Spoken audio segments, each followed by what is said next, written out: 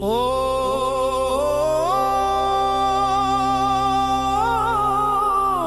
जय श्री राम। ओम श्री हनुमते नमः। आंजनेयाय महावीराय पवनपुत्राय नमोस्तुते। ओम बजरंगाय रुद्ररूपाय रामदूताय नमोस्तुते।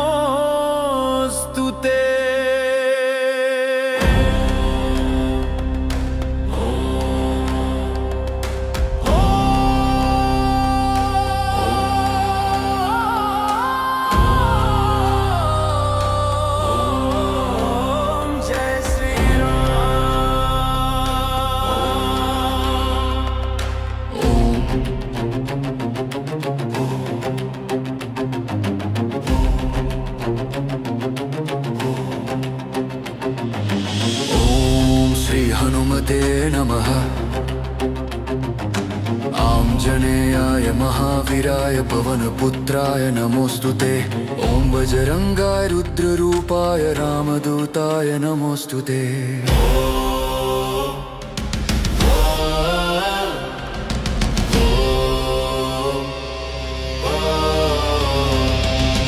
वंदे सिंदूरवर्णाभलोहितंबरभूषितं रक्तांगरागशोभाजं शोणापुच्छं कपीश्वरं भजे समीरन्दनं सुभक्तचित्तरञ्जनं दिनेशरूपभक्षकं समस्तभक्तरक्षकं सुकण्ठकार्यसाधकं विपक्षमक्षबाधकं समुद्रपारगामिनं नमामि सिद्धकामिनं सुशङ्कितं सुकण्ठभुक्तवान् हि यो हितं वचस्त्वमाशु धैर्यमाश्रयात्रवो भयं कदापि न इति प्लवङ्गनाथ भाषितं निशम्य वानराधिनाथ आपशं तदा स रामदूत आश्राय सुदीर्घबाहुलोचनेन पुच्छगुच्छशोभिना भुजद्वयेन सोदरी निजासयुग्ममास्थिता कृतो हि कोसलाधिपौ कपीशराजसन्निधौ विदः जेषलक्ष्मणौ समे शिवं करोत्वरम् सुशब्दशास्त्रपारगं विलोक्य रामचन्द्रमा कपीशनाथ सेवकं समस्तनीतिमार्गगम् प्रशस्य लक्ष्मणं प्रति प्रलम्ब बाहुभूषितः कपीन्द्रसख्यमाकरोत् सकार्यसाधक प्रभुः प्रचण्डवेगधारिणं नगेन्द्रगर्वहारिणं फणीशमातृगर्वहृत्रशास्य वासनाशकृत् विभीषणेन सख्यकृद्विदेह जातितापहृत् सुकण्ठकार्यसाधकं नमामि यातुदतकम् नमामि पुष्पमौलिनं सुवर्णवर्णधारिणं गदायुधेन भूषितं किरीटकुण्डलान्वितम् सुपुच्छगुच्छतुच्छलङ्कदाहकं सुनायकं विपक्षपक्षराक्षसेन्द्र सर्ववंशनाशकम् रघुत्तमस्य सेवकं नमामि लक्ष्मणप्रियं दिनेशवंशभूषणस्य मुद्रिकाप्रदर्शकम् विदेहजातिशोकतापहारिणं प्रहारिणं सुसूक्ष्मरूपधारिणं नमामि दीर्घरूपिणम् नभस्वदात्मजेन भास्मता त्वया कृता महासहायता यया दयोर्हितं व्यभूत्सुकन्त्यतः सुकण्ठ आपतारकं रघुत्तमो विदेहजानिपात्यवालिनं प्रभुस्ततो दशाननं खलम् इमं स्थदं कुजेह्नियः पठेत् सुचेतसा नरः कपीशनाथसे कुपो भुनक्ति सर्वसम्पदः प्रभङ्गराजसत्कृपाकटाक्षभाजनः सदा न शत्रुतो भयं भवेत् कदापि तस्य नुस्पृहः नेत्राङ्गनन्दधरणी वत्सरे नङ्गवासरे लोकेश्वराख्यभट्टेन हनु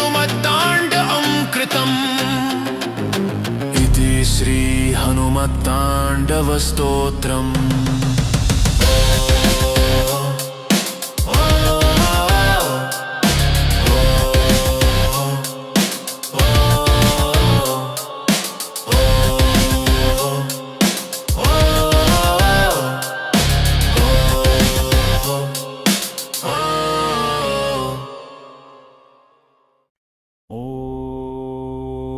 श्री हनुमते नमः। ॐ आञ्जनेयाय महावीराय पवनपुत्राय नमोऽस्तुते। ॐ बजरंगाय रुद्ररूपाय रामदूताय नमोऽस्तुते।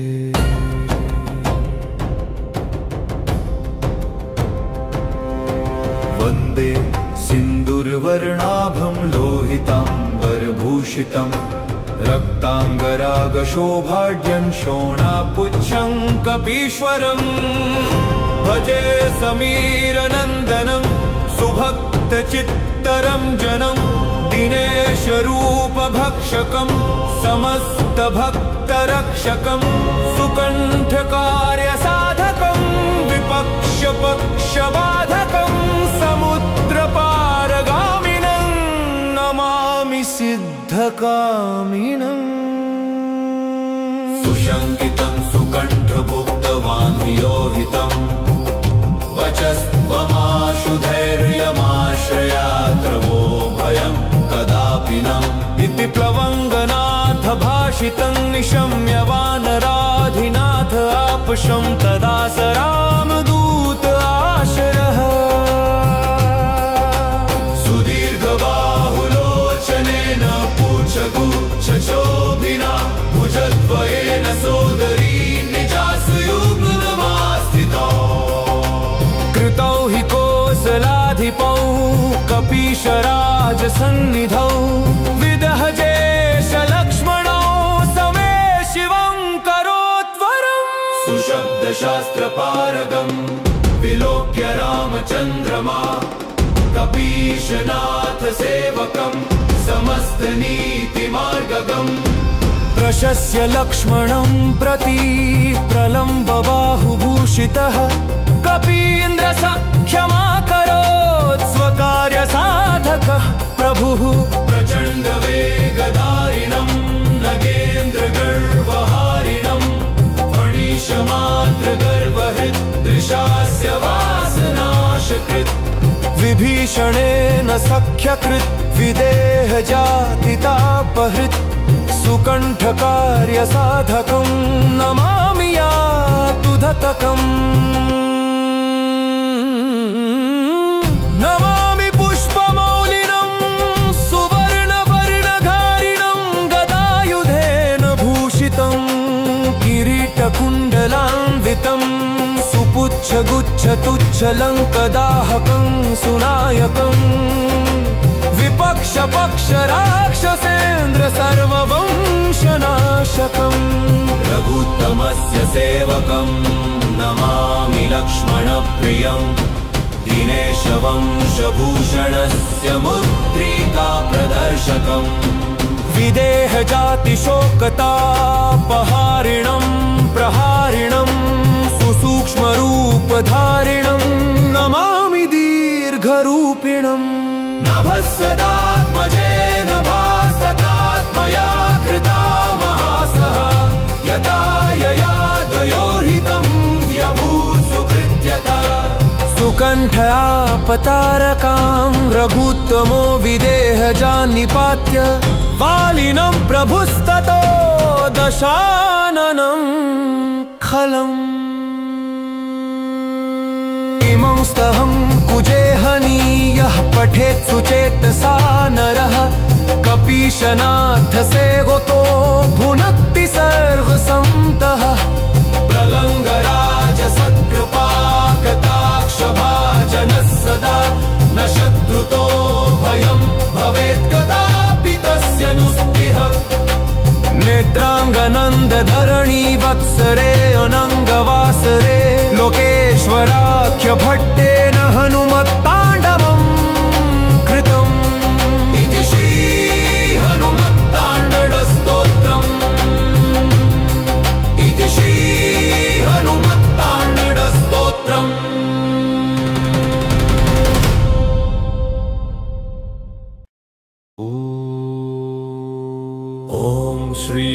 हनुमते नमः। श्री हनुमते नमः। ॐ अंजनेयाय महावीराय पवनपुत्राय नमोऽस्तुते। ॐ बजरंगाय रुद्ररूपाय रामदूताय नमोऽस्तुते।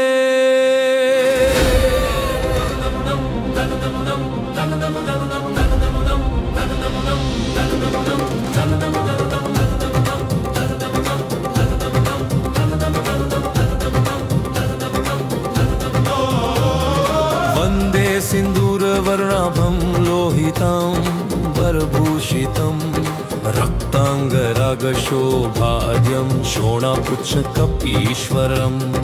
भजे समीरनन्दनं सुभक्तचित्तरञ्जनं दीनेशरूपभक्षकं समस्तभक्तरक्षकं सुकण्ठकार्यसाधकं विपक्षपक्षबाधकं समुद्रपारगामिनं नमामि सिद्धकामिनम्। सुशङ्कितं सुकण्ठभुक्तवान्हियोहितं वचस्त्वमाशु धैर्यमाश्रयात्र वो भयं कदापि न। इति प्रवङ्गनाथ भाषित निशम्य वानराधिनाथ आपशं तदा स रामदूत आशयः। सुदीर्घबाहुलोचनेन पुच्छगुच्छशोभिना भुजद्वयेन सोदरी निजासुयुग्ममास्थितौ कृतो हि कोसलाधिपौ कपीशराजसन्निधौ विधाजेश लक्ष्मणौ समे शिवं करोत्वरम्।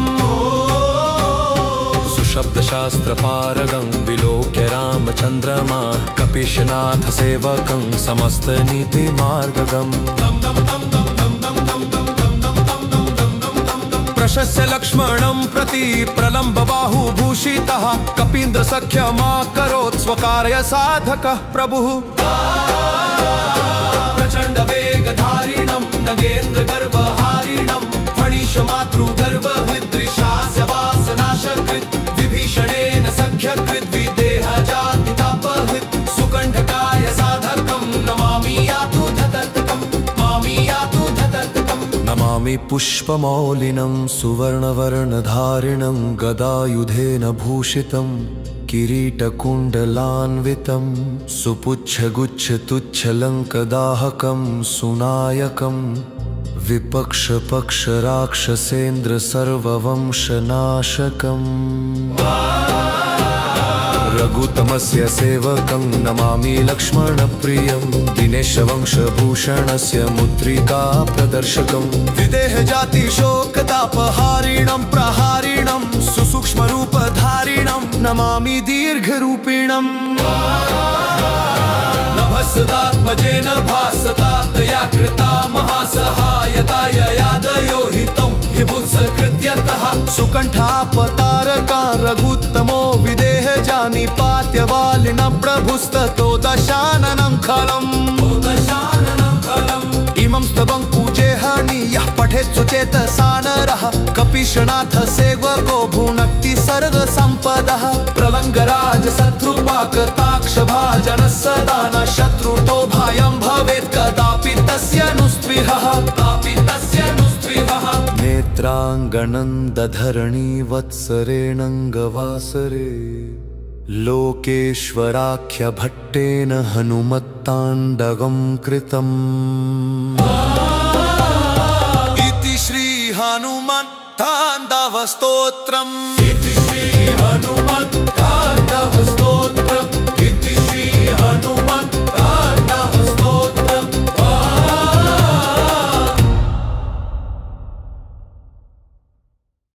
ॐ श्री हनुमते नमः। ॐ आञ्जनेयाय महावीराय पवनपुत्राय नमोऽस्तुते। ॐ बजरंगाय रुद्ररूपाय रामदूताय नमोऽस्तुते।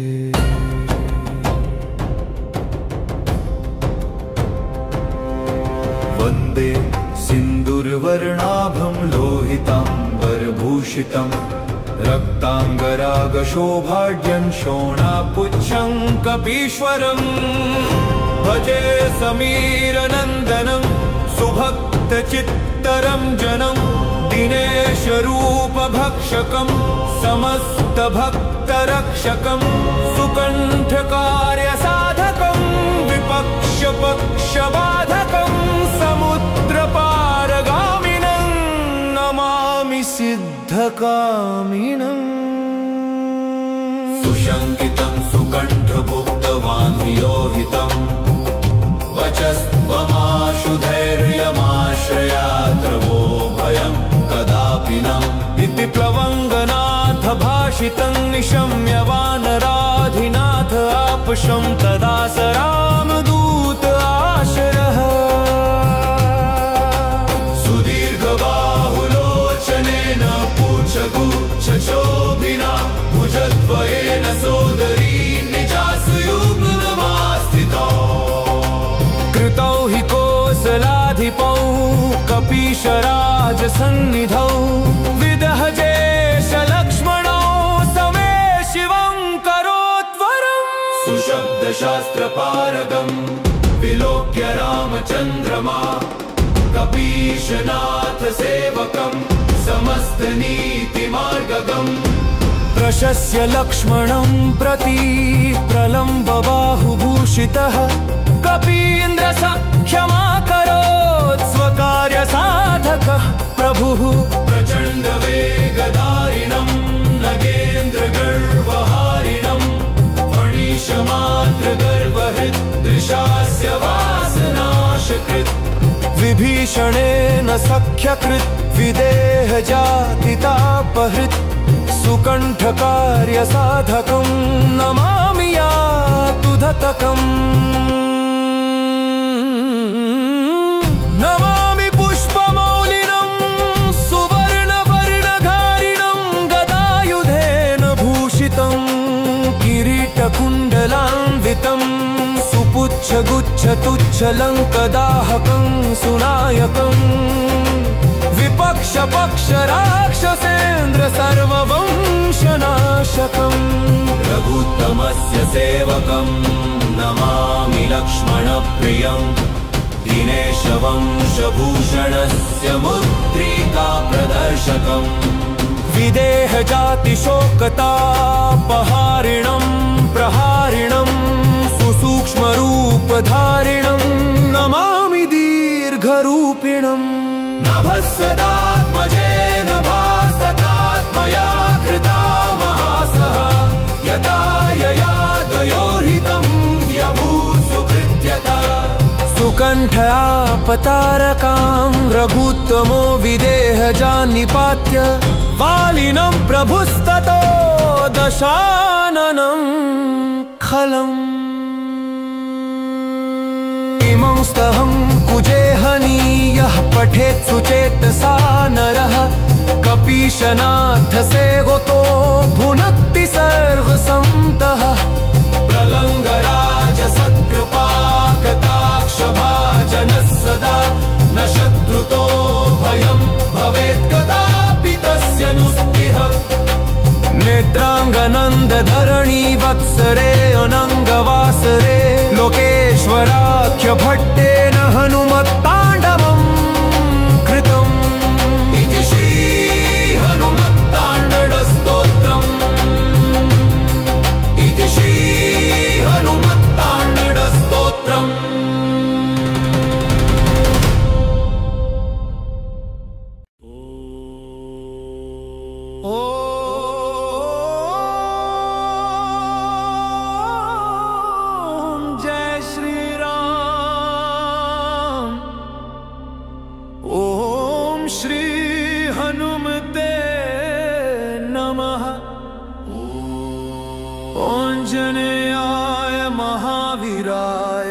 पवनपुत्राय नमोऽस्तुते ॐ बजरंगाय रुद्ररूपाय रामदूताय नमोऽस्तुते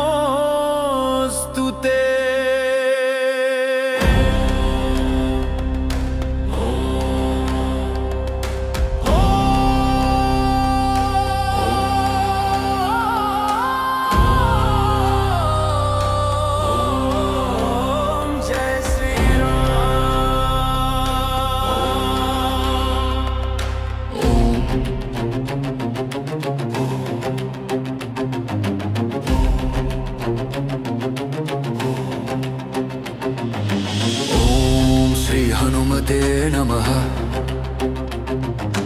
आञ्जनेयाय महावीराय पवनपुत्राय नमोऽस्तुते।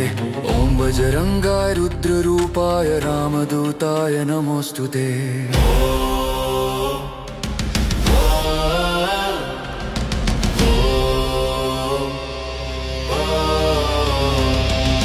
वन्दे सिन्दूरवर्णाभलोहितम्बरभूषितं रक्ताङ्गरागशोभाजं शोणापुच्छं कपीश्वरम् भजे समीरन्दनं सुभक्तचित्तरञ्जनं दिनेशरूपभक्षकं समस्तभक्तरक्षकं सुकण्ठकार्यसाधकं विपक्षमक्षबाधकं समुद्रपारगामिनं नमामि सिद्धकामिनं सुशङ्कितं सुकण्ठभुक्तवान् हि यो हितं वचस्त्वमाशु धैर्यमाश्रयात्रवो भयं कदापि न इति प्लवङ्गनाथ भाषितं निशम्य वानराधिनाथ आपशं तदा स रामदूत आश्रार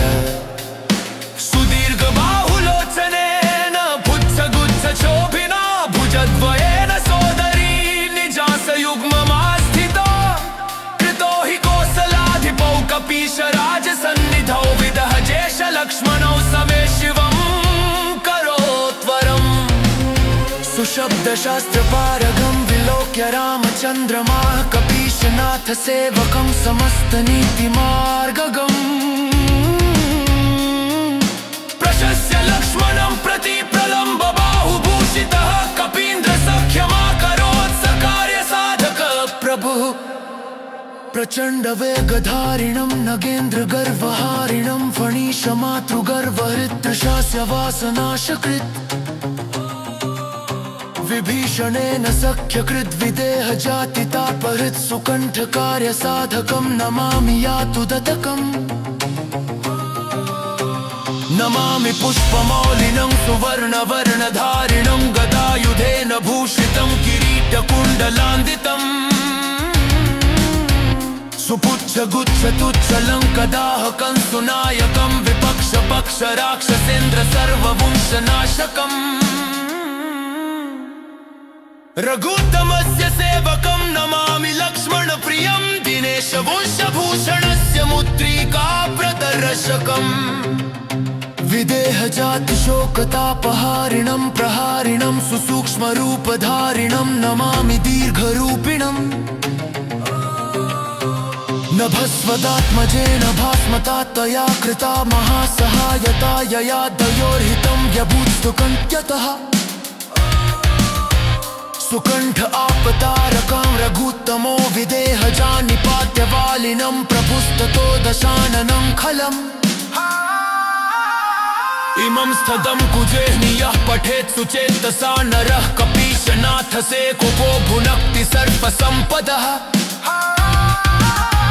प्रभङ्गराज सत्कृपा कटाक्ष भाजनः सदा न शत्रुतो भयं भवेत् कदापि तस्य नुस्पृहः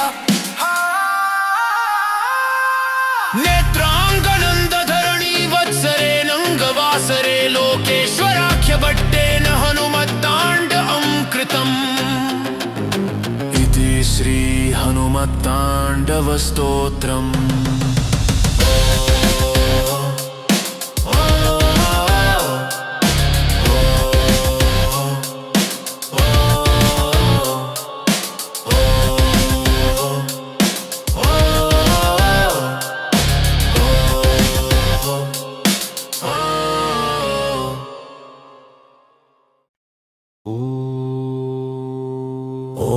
श्री हनुमते नमः। श्री हनुमते नमः। ॐ अंजनेयाय महावीराय पवनपुत्राय नमोऽस्तुते। ॐ बजरंगाय रुद्ररूपाय रामदूताय नमोऽस्तुते।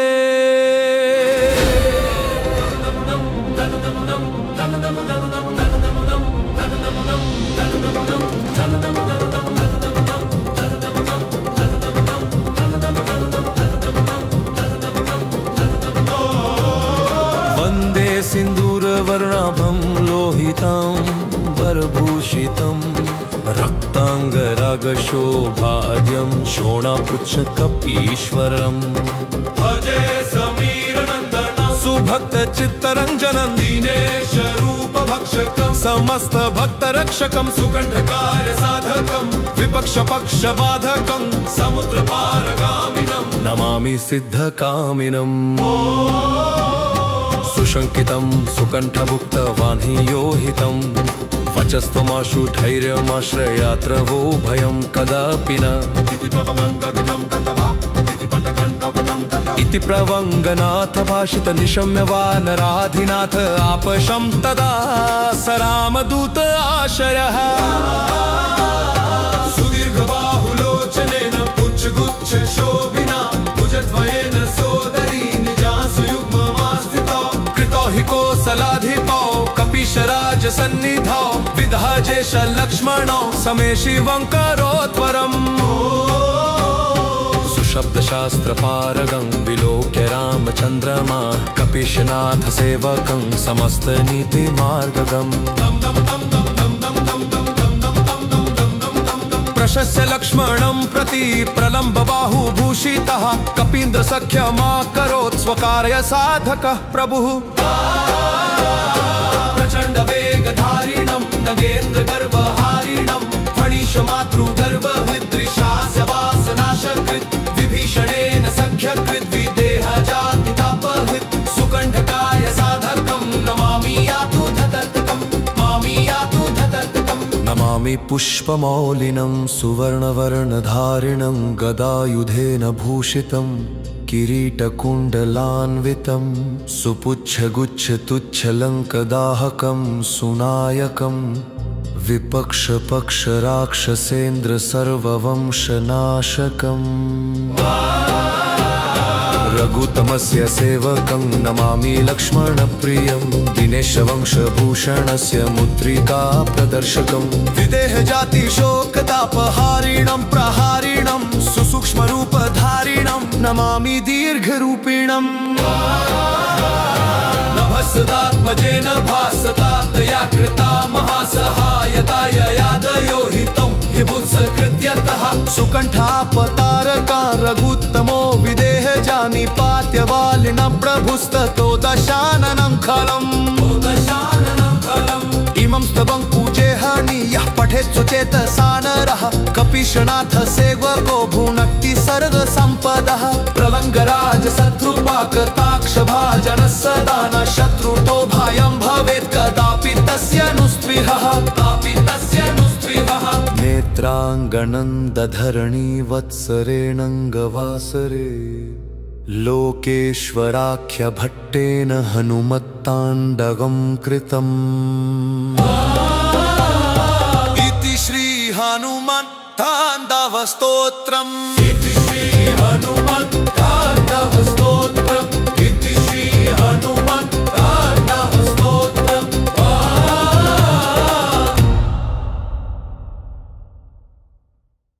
ॐ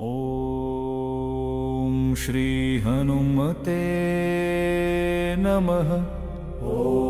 ॐ आञ्जनेयाय महावीराय पवनपुत्राय नमोऽस्तुते। ॐ बजरङ्गाय रुद्ररूपाय रामदूताय नमोऽस्तुते।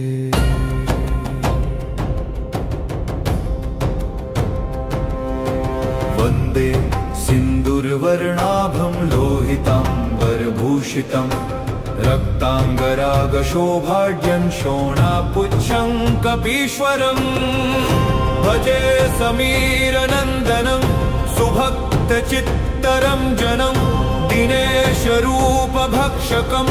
समस्तभक्तरक्षकं सुकण्ठकार्यसाधकं विपक्षपक्षबाधकं समुद्रपारगामिनं नमामि सिद्धकामिनम् सुशङ्कितं सुकण्ठभुक्तवान्वियोहितं वचस्त्वमाशु धैर्यमाश्रयात्र वो भयं कदापि न इति प्लवङ्गनाथ भाष भाषितं निशम्य वानराधिनाथ आपशं तदा स रामदूत आशरः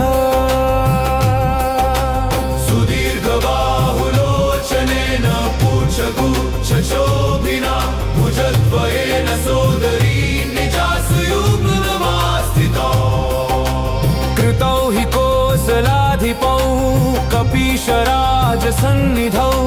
विदहजेश लक्ष्मणौ समे शिवं करोत्वरम् सुशब्दशास्त्रपारगं विलोक्य रामचन्द्रमा कपीशनाथ सेवकं समस्तनीतिमार्गगम् प्रशस्य लक्ष्मणं प्रति प्रलम्ब बाहुभूषितः कपीन्द्रसख्यमाकरोत् स्वकार्यसाधकः प्रभुः प्रचण्डवेगधारिणं नगेन्द्रगर्वहारिणं फणीशमात्रगर्वहृद्दृशास्य वासनाशकृत् विभीषणेन सख्यकृत् विदेहजातितापहृत् सुकण्ठकार्यसाधकं नमामि यातुधतकम्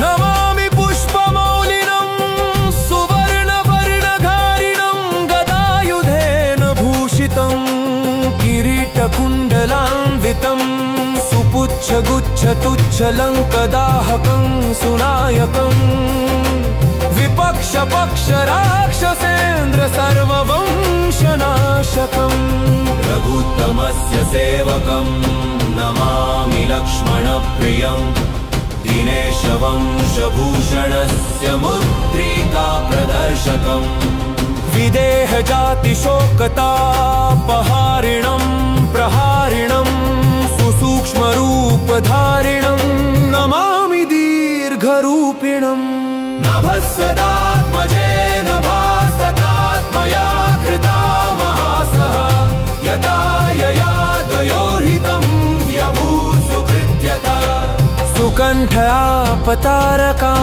रघुत्तमो विदेहजान्निपात्य वालिनं प्रभुस्ततो दशाननं खलम् इमं स्तहं कुजेहनीयः पठेत् सुचेतसा नरः कपीशनाथ सेवको भुनक्ति सर्वसन्तः प्रलङ्गराजसत्कृपाकटाक्षभाजनः सदा न शत्रुतो भयं भवेत् कदापि तस्य नुस्पृह नेत्राङ्गनन्दधरणी वत्सरे अनङ्गवासरे लोकेश्वराख्य भट्टेन हनुमत्ताण्डवं कृतम् इति श्री हनुमत्ताण्डवस्तोत्रम् इति श्री हनुमत्ताण्डवस्तोत्रम्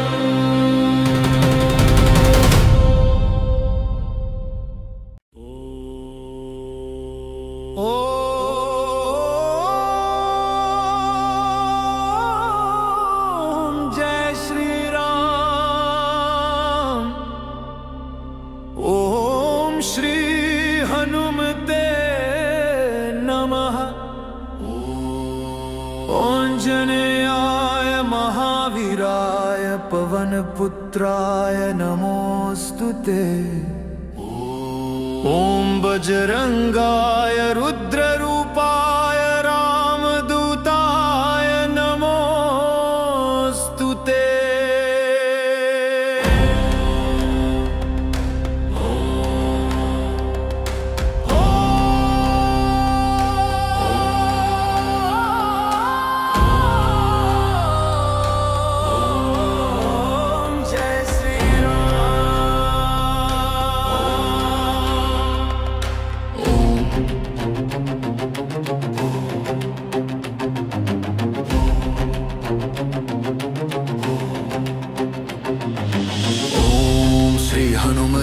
नमः।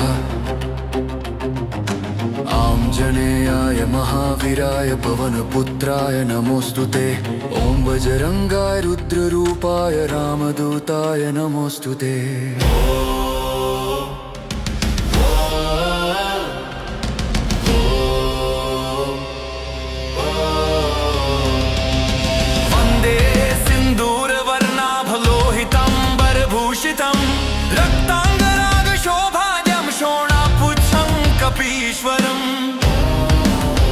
भजे समीरन्दनं सुभक्तचित्तरञ्जनम् दिनेशरूपभक्षकं समस्तभक्तरक्षकं सुकण्ठकार्यसाधकं विपक्षमक्षबाधकं समुद्रपारगामिनं नमामि सिद्धकामिनं सुशङ्कितं सुकण्ठभुक्तवान् हि यो हितं वचस्त्वमाशु धैर्यमाश्रयात्रवो भयं कदापि न इति प्लवङ्गनाथ भाषितं निशम्य वानराधिनाथ आपशं तदा स रामदूत आश्रार सुदीर्घबाहुलोचनेन पुच्छगुच्छशोभिना भुजद्वयेन सोदरी निजासयुग्ममास्थितो कृतो हि कोसलाधिपौ कपीशराजसन्निधौ विदहजेश लक्ष्मणौ समे शिवं करोत्वरम् सुशब्दशास्त्रपारगं विलोक्य रामचन्द्रमा कपीशनाथ सेवकं समस्तनीतिमार्गगम् प्रशस्य लक्ष्मणं प्रति प्रलम्ब बाहुभूषितः कपीन्द्रसख्यमाकरोत् सकार्यसाधक प्रभुः प्रचण्डवेगधारिणं नगेन्द्रगर्वहारिणं फणीशमातृगर्वहृत्तशास्य वासनाशकृत्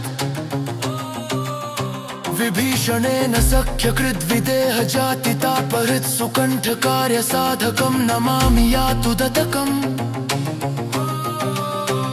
नमामि पुष्पमौलिनं सुवर्णवर्णधारिणं गदायुधेन भूषितं किरीटकुण्डलान्वितम् सुपुच्छगुच्छतुच्छलङ्कदाहकं सुनायकं विपक्षपक्षराक्षसेन्द्र सर्ववंशनाशकम् रघुत्तमस्य सेवकं नमामि लक्ष्मणप्रियं दिनेशवंशभूषणस्य मुद्रिकाप्रदर्शकम् विदेहजातिशोकतापहारिणं प्रहारिणं सुसूक्ष्मरूपधारिणं नमामि दीर्घरूपिणम् नभस्वदात्मजेन भास्मता त्वया कृता महासहायता यया दयोर्हितं व्यभूत्सुकन्त्यतः सुकण्ठ आपतारकं रघुत्तमो विदेहजानिपात्यवालिनं प्रभुस्ततो दशाननं खलम् इमं स्थदं कुजेह्नियः पठेत् सुचेतसा नरः कपीशनाथसे कुपो भुनक्ति सर्पसम्पदः प्रभङ्गराज सत्कृपा कटाक्ष भाजनः सदा न शत्रुतो भयं भवेत् कदापि तस्य नुस्पृहः नेत्राङ्गनन्दधरणी वत्सरेणङ्गवासरे लोकेश्वराख्यभट्टेन हनुमत्ताण्डवं कृतम् इति श्री हनुमत्ताण्डवस्तोत्रम्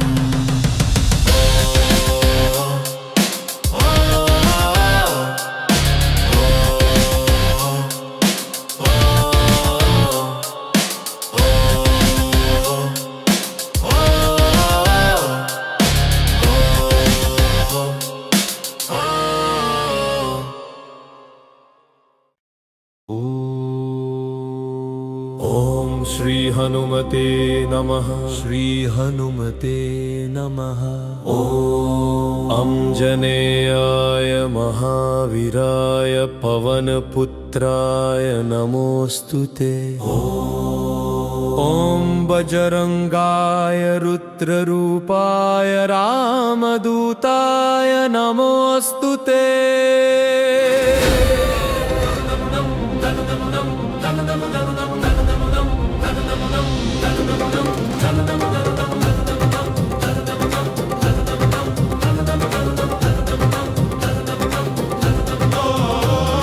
वन्दे सिन्दूरवर्णाभं लोहितं वरभूषितं रक्ताङ्गरागशोभाढ्यं शोणापुच्छकपीश्वरम् भजे समीरनन्दनं सुभक्तचित्तरञ्जनं दिनेशरूपभक्षकं समस्तभक्तरक्षकं सुकण्ठकार्यसाधकं विपक्षपक्षबाधकं समुद्रपारगामिनं नमामि सिद्धकामिनम् शङ्कितं सुकण्ठभुक्तवान् हि योहितं वचस्त्वमाशु धैर्यमाश्रयात्र वो भयं कदापि न इति प्रवङ्गनाथ भाषित निशम्य वानराधिनाथ आपशं तदा स रामदूत आशयः सुदीर्घबाहुलोचनेन पुच्छगुच्छ शोभिना भुजद्वयेन सोदरी निजासु युग्ममास्थितौ कृतो हि कोसलाधिपौ कपीशराज सन्निधौ विधाजेश लक्ष्मणौ समे शिवं करोत्वरम् शब्दशास्त्रपारगं विलोक्य रामचन्द्रमा कपीशनाथ सेवकं समस्तनीतिमार्गगम् प्रशस्य लक्ष्मणं प्रति प्रलम्ब बाहुभूषितः कपीन्द्र सख्यमाकरोत् स्वकार्य साधकः प्रभुः प्रचण्ड वेगधारिणं नगेन्द्र गर्भहारिणं फणीश मातृगर्भ विदृशास्य वासनाशकृत् विभीषणेन सख्यकृत् विदेह जातितापहृत् सुकण्ठकाय साधकं नमामि यातु धतर्कं मामि यातु धतर्कं नमामि पुष्पमौलिनं सुवर्णवर्णधारिणं गदायुधेन भूषितं किरीटकुण्डलान्वितं सुपुच्छगुच्छतुच्छलङ्कदाहकं सुनायकं विपक्षपक्षराक्षसेन्द्र सर्ववंशनाशकम् रघुतमस्य सेवकं नमामि लक्ष्मणप्रियं दिनेशवंशभूषणस्य मुद्रिका प्रदर्शकं विदेह जाति शोकतापहारिणं प्रहारिणं सुसूक्ष्मरूपधारिणं नमामि दीर्घरूपिणम् नभस्सदात्मजेन भासतात्तया कृता महासहायता ययादयो हितं विभुत्सकृत्यतः सुकण्ठापतारका रघुत्तमो विदेह जानिपात्यवालिन प्रभुस्ततो दशाननं खलम् इमं स्तवं पूजेहनि यः पठेत् सुचेतसा नरः कपीशनाथ सेवको भुनक्ति सर्वसम्पदः प्रलङ्गराज शत्रुपाकताक्ष भाजनः सदा न शत्रुतो भयं भवेत् कदापि तस्य नुस्पृहः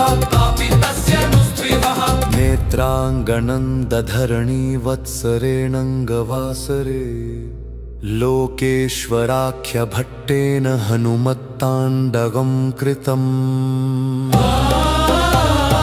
इति श्री हनुमत्ताण्डव स्तोत्रम्